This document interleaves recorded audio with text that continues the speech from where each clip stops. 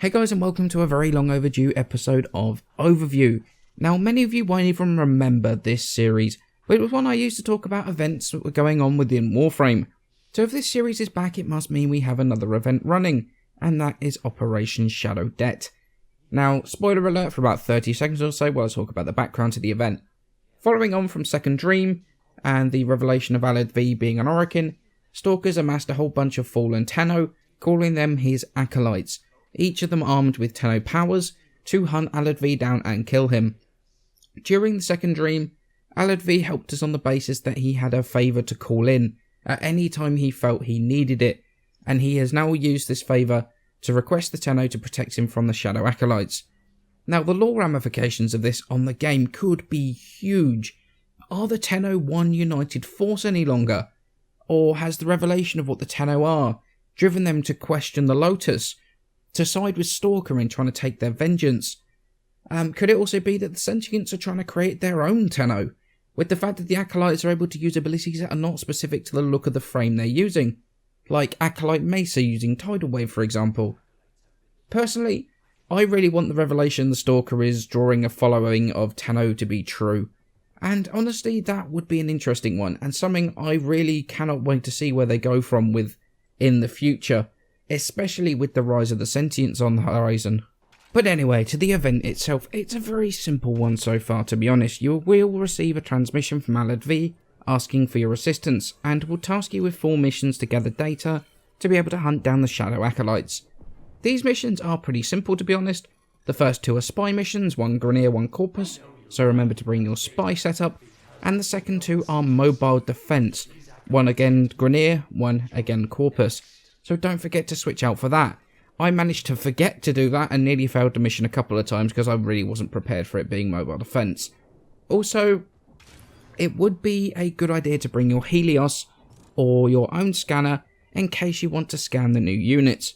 The new Grineer units drop neurodes like crazy, so this could actually be an awesome farm for a while since the actual quest and the node is repeatable, especially if you have that resource button, booster running from Barrow last Friday. In addition to this, the new Corpus units have exactly the same drop table as the modular ice skating dudes. I actually managed to get Gaia Strategy to drop whilst running this, so take advantage of that mobile defense where lots and lots of them spawn, and see if you can grab your stances. Now, this shouldn't take you more than about 15 or 20 minutes to do, to be honest, and you will gain the event sigil and a catalyst for completing this. Now, this is where the grindy bit of the event comes into being. To find the Acolyte, you have to wait for your mission selection to update with the location of that Acolyte, as you will see in the footage showing in the background. Now, I'm not sure if it's a random Tenno stumbling across the right node, or whether it's a built-in delay right now. I'm sure Reddit will find that info out pretty quickly, and I can update the description below. However, once the Acolyte's been spotted, all you need to do is to play on that node, and much like synthesis targets, if you get a message from Alad popping up in the first 30 seconds or so, then you know that the Acolyte is there. At which point you just progress through the mission normally, and the Acolyte will appear. Now, I have to warn you that if you are unprepared or solo, this can be a very tough fight. The Acolyte does do a lot of damage, and he does use a lot of Tenno abilities. I've personally seen Switch Teleport, Tidal Wave and Turbulence, although I've heard of things like Barrage and even World on Fire being used as well.